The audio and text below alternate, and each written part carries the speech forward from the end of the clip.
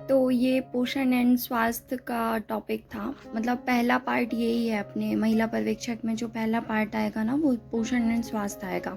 अब देखो इसमें 55 नंबर का है, ठीक है, ये पार्ट 1 है अपना।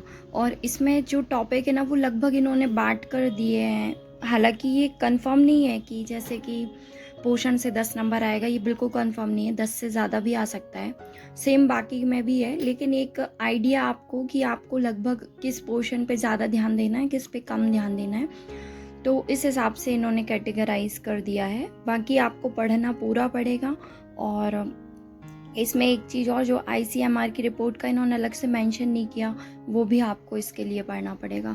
तो देखो सबसे पहले संतुलित आहार, ये पोषण के अंदर भी बहुत सारे टॉपिक हैं, इन्होंने सारे टॉपिक क्लियर कर दिए हैं। जैसे संतुलित आहार में जितनी चीज़ें हैं वो ये आगे लिखी हुई हैं। मतलब जो भी अपन न्यूट्रिएंट्स खाते हैं, कार्बोहाइड्रेट, प्रोटीन, वसा, इसी के फॉर्म में लेते हैं, है ना, या विटामिन के फॉर्म में लेते हैं, तो फिर इन्हीं को डिटेल में पढ़ना है। मतलब संतुलित आहार में ये आ जाएगा कि आपको कितनी मात्रा में लेना है। जैसे कार्बोहाइड्रेट लेना है तो वो एक संतुलित मात्रा होती है ना, कि इतनी लेना है आपको। तो एक संतुलित आहार वाला जो पोर्शन है ना ये अलग रहेगा, और ICMR वाला अलग रहेगा। मतलब दोनों की क्वांटिटी अलग अलग आएगी। तो अगर ICMR के अकॉर्डिंग पूछेगा तो आपको वो रिपोर्ट के अनुसार आंसर करना है। अगर नॉर्मल पूछेगा कि इसकी कितनी मात्रा खाने में होना चाहिए, तो वही संतुलित आहार के उससे करना है आपको, है ना। तो देखो मैक्रो एंड माइक्रो न्यूट्रिएंट्स, अब इसके अंदर मैक्रो के अंदर आ जाएगा आपका वो कार्बोहाइड्रेट, प्रोटीन, वसा, ये आपको पढ़ना पड़ेगा, जो ज़्यादा मात्रा में अपन लेते हैं। माइक्रो के अंदर जो कम मात्रा में लेते हैं, इसके अंदर विटामिन और खनिज तत्व आ जाएंगे आपके, है ना।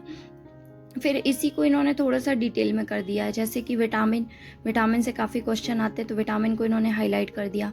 फिर सूक्ष्म खनिज तत्व, जैसे कि आयोडीन से हर बार आयोडीन की कमी से होने वाली बीमारियां पूछता है, या फिर कुछ भी पूछ सकता है आयोडीन से रिलेटेड। ICMR के अकॉर्डिंग कितना लेना चाहिए। फिर ICMR की जब रिपोर्ट पढ़ोगे ना, उसके लिए मैं अलग वीडियो बना दूंगी। हाँ, ये सिर्फ उसके लिए है कि काफ़ी सारे कॉमेंट आ रहे थे पोषण एंड स्वास्थ्य का, आप सिलेबस थोड़ा सा दिखा दो, उसके लिए है ये, है ना। तो देखो इसमें सूक्ष्म खनिज तत्व आप पूरे पढ़ोगे, लेकिन आयरन, आयोडीन, कैल्शियम, जिंक, इनको आप खासकर बहुत अच्छे से पढ़ोगे। फिर इसी से होने वाली बीमारी और उनकी रोकथाम के लिए क्या, जैसे कि किसी आयरन के लिए, जैसे आयरन की कमी के लिए एक अभियान चल रहा है, लालिमा अभियान, जो कि जिनको आयरन की कमी है उनके लिए चलाया है।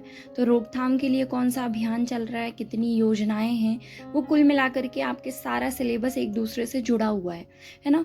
तो आप इससे होने वाली बीमारी पढ़ोगे तो फिर आपको वहाँ पे वो भी पढ़ना पड़ेगा कि इस बीमारी के लिए फिर कोई टीका लगता है कि नहीं लगता, है ना। तो ये सारी चीज़ें एक दूसरे से जुड़ी हुई हैं, है ना। तो पोषण जो है ये काफ़ी बड़ा टॉपिक है, और इससे 10 नंबर का मेंशन है, बट 10 से ज़्यादा का भी आ सकता है। फिर जो जीवन की विभिन्न अवस्थाओं में पोषण का महत्व, इसमें जो है ना, इसमें आपका ICMR की रिपोर्ट इम्पॉर्टेंट है। ICMR की रिपोर्ट आती है, देखो किशोरावस्था में, ठीक है, तो इसमें आपका ICMR रिपोर्ट आ जाएगी, जीवन की विभिन्न अवस्थाओं में पोषण का महत्व, और थोड़ा सी डिटेलिंग आ जाएगी। जैसे गर्भावस्था, तो आपको गर्भावस्था बहुत डिटेल में पढ़नी पड़ेगी, क्योंकि ये बाल विकास से भी संबंधित हो जाएगा आपका, है ना। फिर धात्री माताएं, तो धात्री माताओं में न्यूट्रिएंट्स कैसा क्या लेना चाहिए उनको, फिर धात्री माताओं के लिए क्या योजनाएं हैं, आप उसको यहाँ से जोड़ के भी पढ़ सकते हो, है ना। फिर नवजात शिशु की देखभाल कैसे करनी है, नवजात शिशु को कौन कौन से टीके लगते हैं, फिर नवजात शिशु को कौन कौन सी बीमारियां होती हैं। मतलब सारी चीज़ें एक दूसरे से जुड़ी हुई हैं। आप अगर एक दूसरे से कनेक्ट करके पढ़ोगे ना, तो आपको बहुत आसान हो जाएगा। तो पहले आप एक चीज़ पढ़ लो, या तो आप पोषण पढ़ लो, या आप ICMR की रिपोर्ट पढ़ लो इसमें, या फिर आप यहाँ पढ़ सकते हो। देखो ये गर्भावस्था जो आएगी ना, उसी का ये टॉपिक कहला जाएगा, मतलब गर्भवती की देखभाल। अब देखो गर्भावस्था में आप बच्चे का विकास कैसा होगा, माँ को कौन कौन सी दिक्कत हो सकती है गर्भावस्था में, ये सब आएगा। फिर माँ का वजन कैसे बढ़ेगा, ये हर बार ये क्वेश्चन आता है ना। फिर मातृ शिशु रक्षा, ये मातृ शिशु रक्षा में आपको पूरा डेटा पढ़ना पड़ेगा। मतलब मातृ शिशु रक्षा के लिए जैसे उनको क्या खतरा है, पहले तो कि जैसे माँ को डायबिटीज़ है तो माँ को क्या खतरा है, शिशु को क्या खतरा है।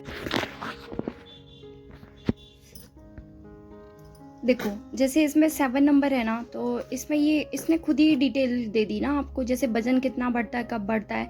एक क्वेश्चन यहाँ से आ जाएगा। मातृ शिशु सुरक्षा से अगर पूछा तो इससे 1-2 क्वेश्चन, फिर खतरे कौन-कौन से होते हैं गर्भावस्था में, इसमें से कई बार 2-3 क्वेश्चन आ जाते हैं।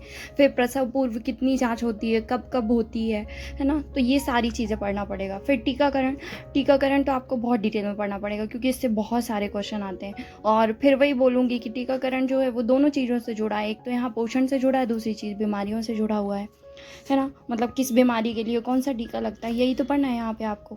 तो सबसे पहले कि टीकाकरण को लेके सरकार ने क्या कोई प्रोग्राम चलाया है क्या? वो पढ़ना है आपको।